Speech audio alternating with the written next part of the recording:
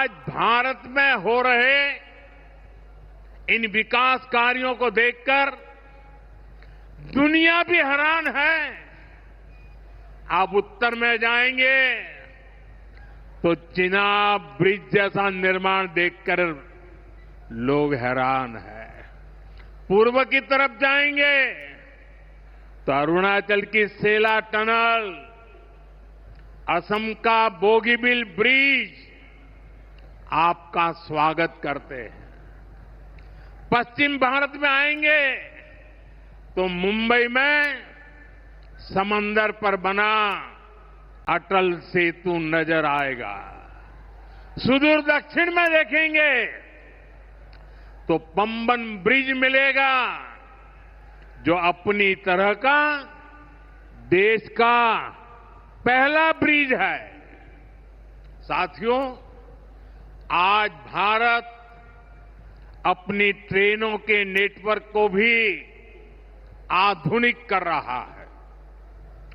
ये वंदे भारत ट्रेनें, अमृत भारत ट्रेनें, नमो भारत ट्रेनें, ये देश की नई गति और नई प्रगति को दर्शाती है।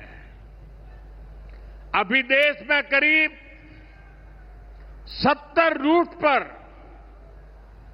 वंदे भारत ट्रेनें चल रही है। इससे दूर सुदूर के इलाकों में भी आधुनिक रेल पहुंची है। बीते 11 साल में सैकड़ों रोड ओवरब्रिज और रोड अंडरब्रिज का निर्माण किया गया है। 34,000 किलोमीटर से ज्यादा के नए रेल ट्रैक बिछाए गए हैं। अब ब्रॉडगेज लाइनों पर मानव रहित क्रॉसिंग, वो बात इतिहास बन चुकी है, खत्म हो चुकी है। हम मालगाड़ियों के लिए अलग से स्पेशल पटरियां, डेडिकेटेड फ्रेट कॉरिडोर का काम भी तेजी से पूरा कर रहे हैं। देश के पहले बुलेट ट्रेन प्रोजेक्ट पर काम चल रहा है और इन सब के साथ ही हम एक साथ देश के करीब 1300 से अधिक रेलवे स्टेशनों को भी आधुनिक बना रहे हैं। साथियों, आधुनिक हो रहे इन रेलवे स्टेशनों को देश ने अमृत भारत स्टेशन का नाम दिया है। आज इनमें से 100 से अधिक अमृत भारत स्टेशन बनकर के तैयार हो गए हैं। सोशल मीडिया पर भी लोग देख रहे हैं कि इन रेलवे स्टेशनों का पहले क्या हाल था और अब कैसे इनकी तस्वीर बदल गई है। साथियों, विकास भी, विरासत भी, इस मंत्र का इन अमृत भारत रेलवे स्टेशनों पर उसका नजारा साफ साफ दिखाई देता है। ये स्थानीय कला और संस्कृति के भी नए प्रतीक है। जैसे राजस्थान के मांडलगढ़ रेलवे स्टेशन पर महान राजस्थानी कला संस्कृति के दर्शन होंगी। बिहार के थावे स्टेशन पर मां थावे वाली के पावन मंदिर और मधुबनी चित्रकला को दर्शाया गया है। मध्य प्रदेश के ओरछा रेलवे स्टेशन पर आपको भगवान राम की आभा का एहसास होगा। श्रीरंगम स्टेशन का डिजाइन भगवान श्री रंगनाथ स्वामी जी के मंदिर से प्रेरित है।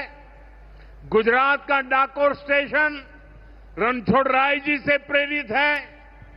तिरुवन्नामलई स्टेशन द्राविड़ वास्तुकला के अनुसार डिजाइन किया गया है। बेगमपट स्टेशन पर आपको काकतीय साम्राज्य के समय का आर्किटेक्चर देखने को मिलेगा। यानी हर अमृत स्टेशन पर आपको भारत की हजारों साल पुरानी विरासत के दर्शन भी होंगे। ये स्टेशन हर राज्य में टूरिज्म को भी बढ़ावा देने के माध्यम बनेंगे, नौजवानों को रोजगार के नए मौके देंगे और मैं उन शहर के नागरिकों को, रेलवे में यात्रा करने वाले पैसेंजर से प्रार्थना करूंगा, ये सारी संपत्ति के मालिक आप हैं। कभी भी वहां गंदगी न हो, इस संपत्ति का नुकसान न हो, क्योंकि आप उसके मालिक हैं। साथियों, इंफ्रास्ट्रक्चर बनाने के लिए जो पैसा सरकार खर्च करती है, वो रोजगार भी बनाता है, व्यापार कारोबार भी बढ़ाता है। जो हजारों करोड़ रुपए सरकार लगा रही है, ये पैसा मजदूर की जेब में जा रहा है, ये दुकानदार को मिल रहा है, दुकान और फैक्ट्री में काम करने वाले लोगों को मिल रहा है। रेत, बजरी, सीमेंट, ये सारी चीजें ढोने वाले ट्रक, टेम्पो चलाने वालों को भी इससे फायदा होता है। और जब ये इंफ्रास्ट्रक्चर बनकर तैयार हो जाता है, तो फिर अनेक गुना और फायदे होते हैं। किसान की उपज कम कीमत में बाजार तक पहुंचती है, वेस्टेज कम होती है, जहां सड़कें अच्छी होती हैं, नई ट्रेनें पहुंचती हैं, वहां नए उद्योग लगते हैं, पर्यटन को बहुत बढ़ावा मिलता है। यानी इंफ्रास्ट्रक्चर पर लगने वाले पैसे से हर परिवार का, खास तौर पर हमारे नौजवानों का सबसे अधिक फायदा होता है।